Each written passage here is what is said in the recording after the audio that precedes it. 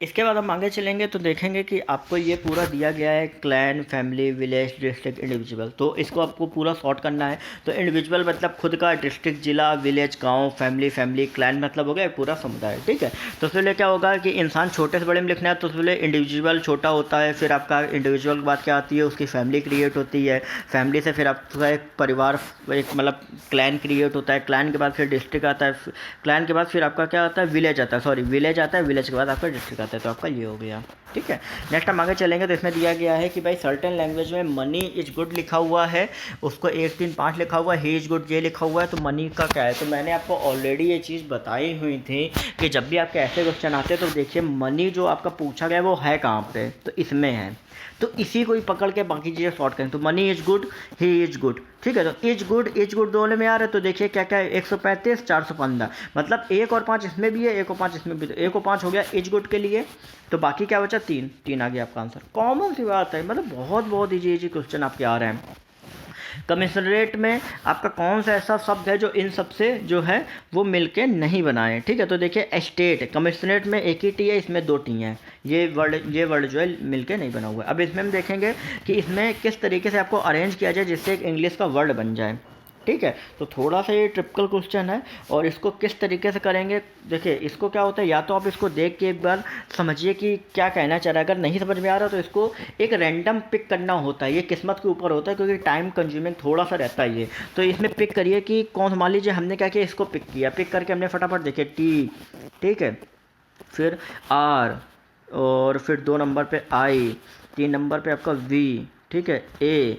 ठीक है, तो ये कुछ बन नहीं रहा है, लेकिन अगर हम इसको देखें 6 नंबर पे आपका क्या हो गया पी, ठीक है, 7 नंबर पे आपका क्या हो गया आर, ठीक है, और 2 आई, ठीक है।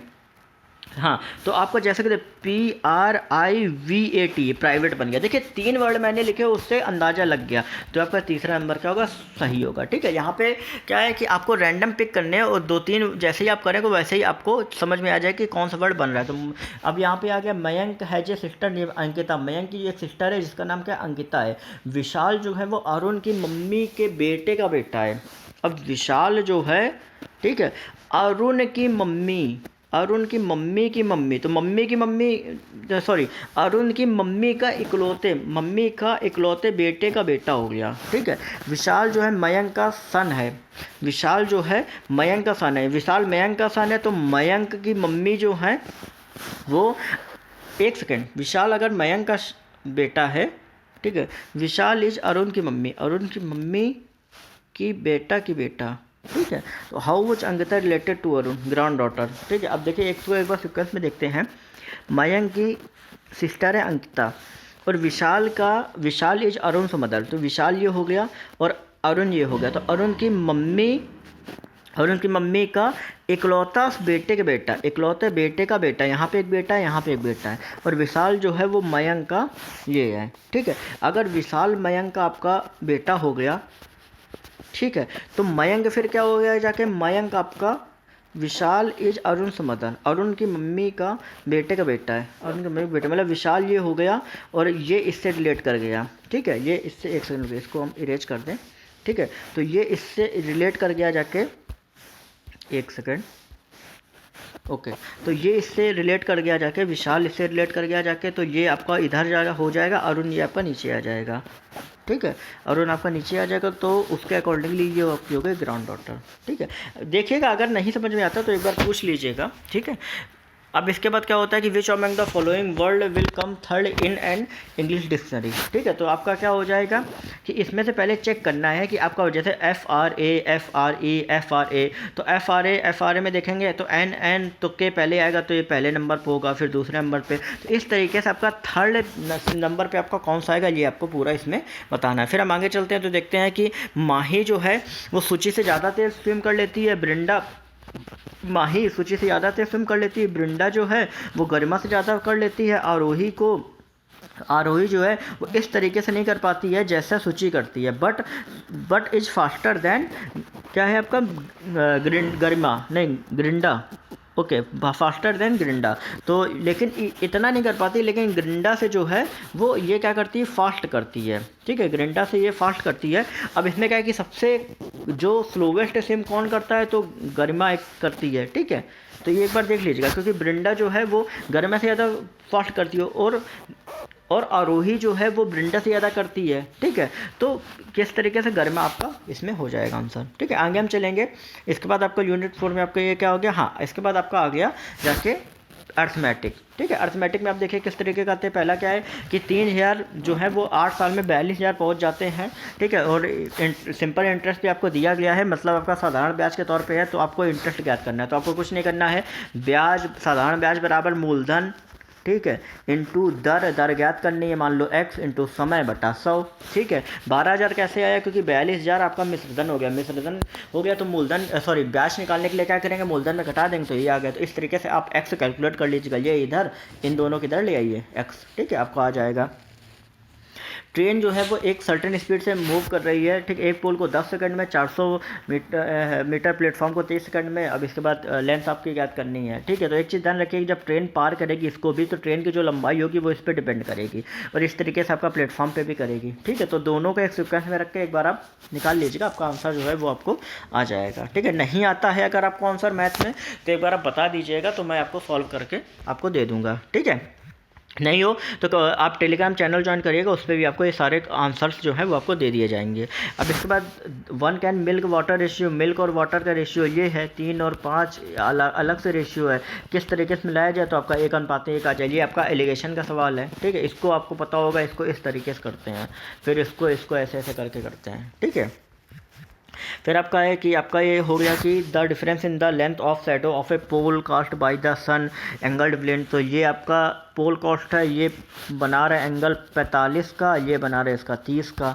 तो उसको बताना है कि इसमें एक दी गई है 10√3 - 1, ठीक है। ये नीचे की लंबाई दी गई इधर साइड की, ये और ये आपको याद करनी है। तो कॉमन सी बात है वो आप लगा सकते हो, tan 45 डिग्री बराबर ये एच और एक्स मान के, ठीक है।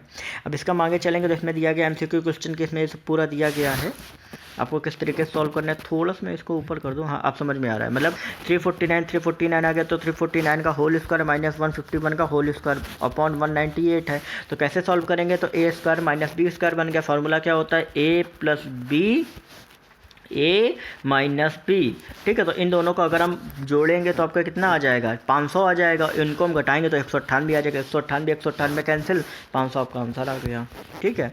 अब इसके बाद क्या है कि रमन जो है वो एक जॉब को 6 दिन में कंप्लीट करता है, और सुनील जो है वो उसका 3 गुना जो होता है टाइम लेता है, मतलब 18 दिन लेता है। फिर दोनों साथ में काम करें, 3 दिन पहले अगर वो छोड़ के चला गया, इसके लिए क्या करते हैं, 1/6 1/18।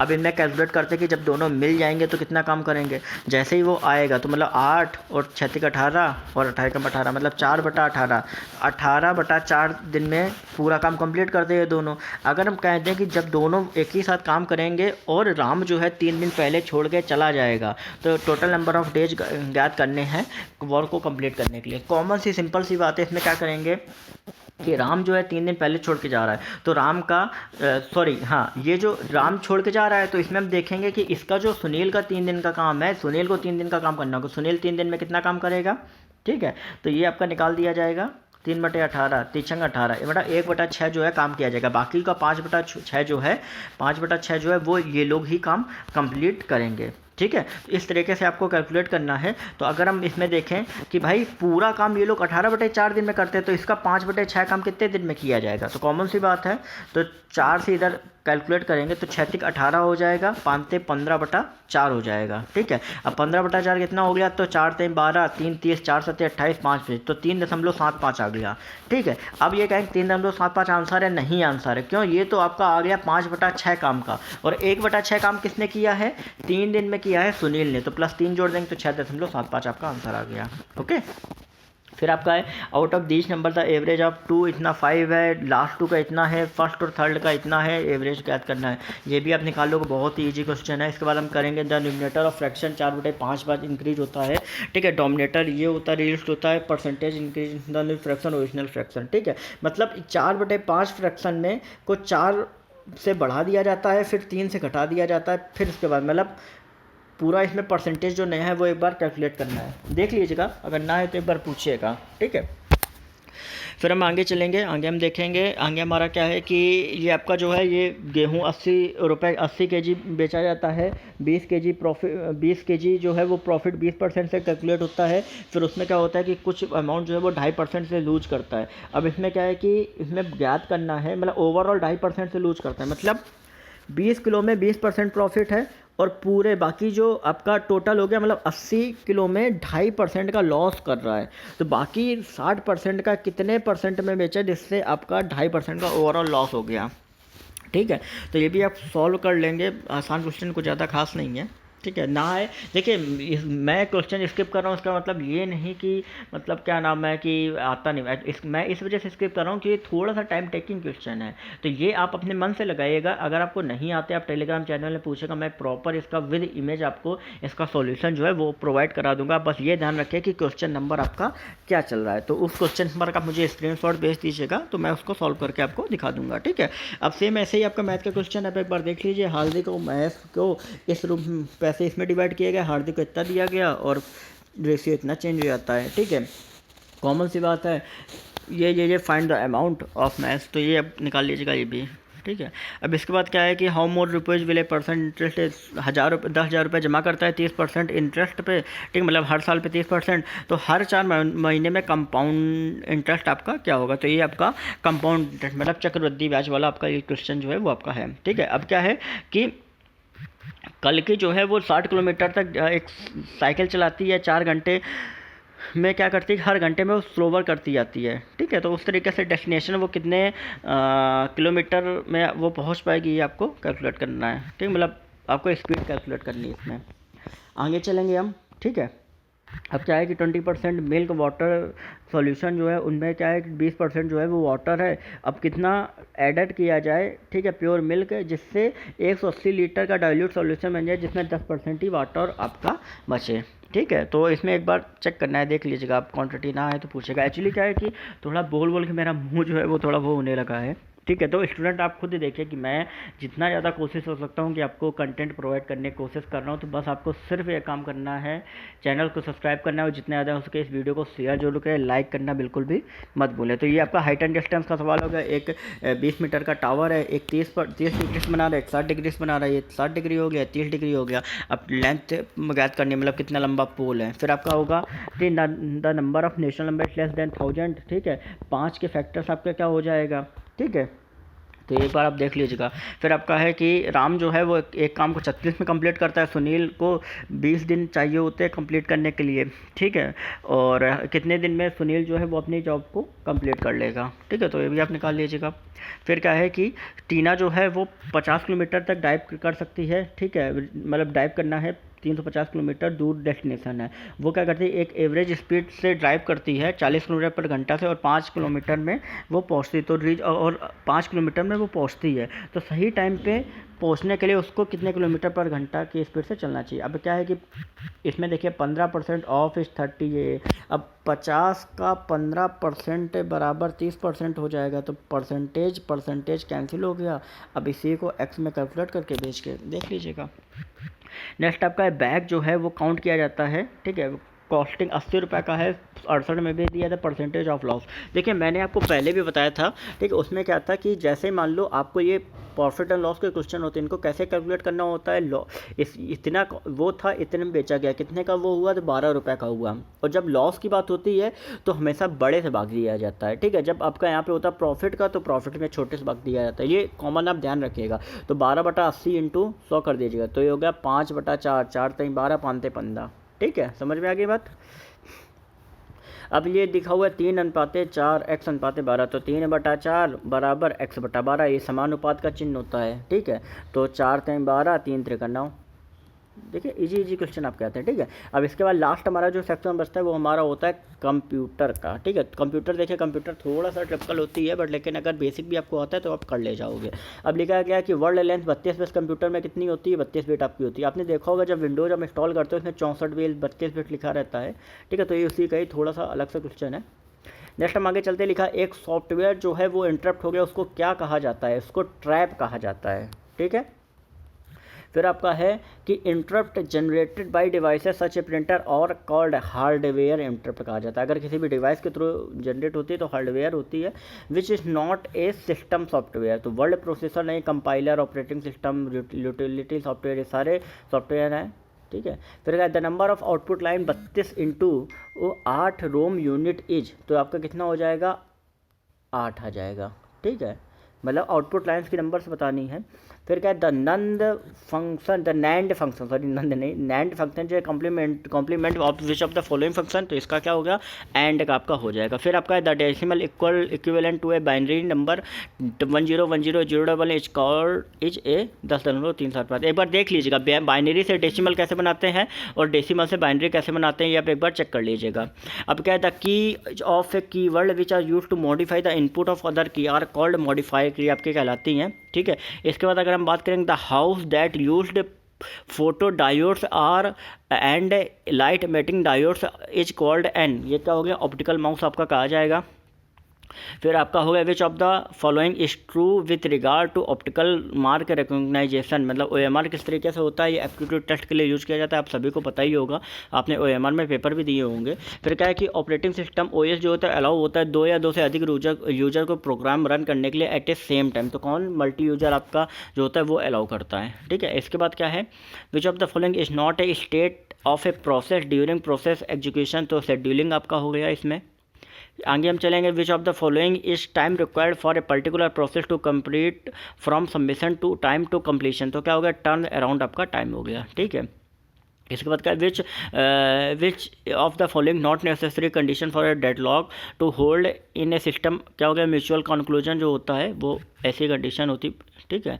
इसके बाद क्या हो गया, the time from the submission of A request until the first response is produced during the process execution is called a response time, ठीक है। थोड़ा सा कंप्यूटर जो है वो थोड़ा सा मतलब अच्छी आ रही है, ठीक है, तो एक बार अच्छे से पढ़ लीजिएगा, CCC वाली नहीं आ रही है, थोड़ा सा स्टैंडर्ड थोड़ा उठा हुआ है, तो एक बार आप चाहो तो NVS की बुक आती है। देखिए होता क्या है कि हर सब्जेक्ट की आपको अलग अलग बुक आती है, अगर वो बुक ही अगर आप पढ़ लोगे लास्ट ईयर के पेपर्स की, तो आधा पेपर तो आप ऐसे ही कर लो, 100 में से 50 नंबर तो इस तरीके से ही लिया होगा। अगर आपको बाकी लाने हैं तो आप, मैंने एक MCQ किस तरीके से अटैम्प्ट किए जाते हैं उसका मैंने एक वीडियो डाला, आप उसको जाके एक बार देख सकते हैं, ठीक है।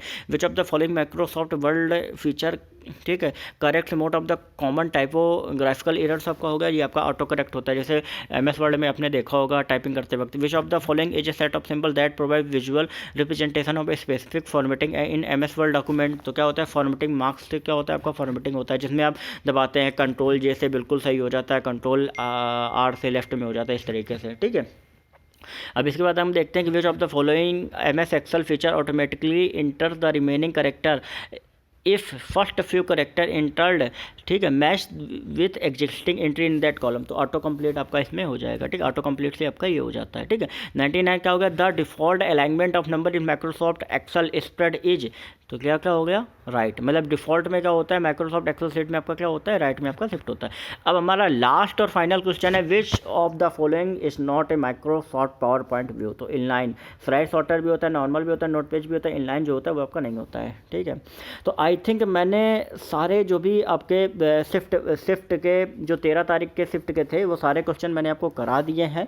तो अगर आपको अभी भी कोई डाउट आप कमेंट सेक्शन में लेके पूछे नहीं हो तो टेलीग्राम में पूछिए, आप क्वेश्चन नंबर बताइए, मैं उस क्वेश्चन का आपको सॉल्यूशन जो है वो मैं आपको प्रोवाइड करूँगा। मोस्ट ऑफ द रीजनिंग और मैथ में ही आपको प्रॉब्लम होगी, बाकी सब तो आपने देख लिया होगा। तो स्टूडेंट्स अभी LDC का भी 12 और 14 शिफ्ट का भी पेपर रखा हुआ है, तो मेक श्योर आप जितना से जितना ज़्यादा इस वीडियो को शेयर करेंगे, चैनल को सब्सक्राइब करेंगे, और कम से कम इस वीडियो में मुझे हर हाल में कम से कम 200 लाइक के ऊपर चाहिए। जैसे ही 200 लाइक हो जाएंगे मैं जो 12 और 14 का पेपर है वो मैं हर हाल में आपको डाल दूंगा, ठीक है। तो मेक श्योर लाइक जरूर आप करिए, ठीक है, कहीं ना कहीं मुझे भी एक मोटिवेशन मिलती है। आप देख रहे हैं कि मैं लगातार कंटिन्यू पिछले आधे घंटे से बोल रहा हूँ, ठीक है, उतनी आदत नहीं है, लेकिन फिर भी आप अगर आप कोशिश करेंगे तो मुझे भी अच्छा लगेगा। Okay, so all the best for your preparation, पढ़ाई करते रहिए, क्योंकि यही एक तरीका है जिससे आप अपने आप को बेहतर बना सकते हैं। ओके।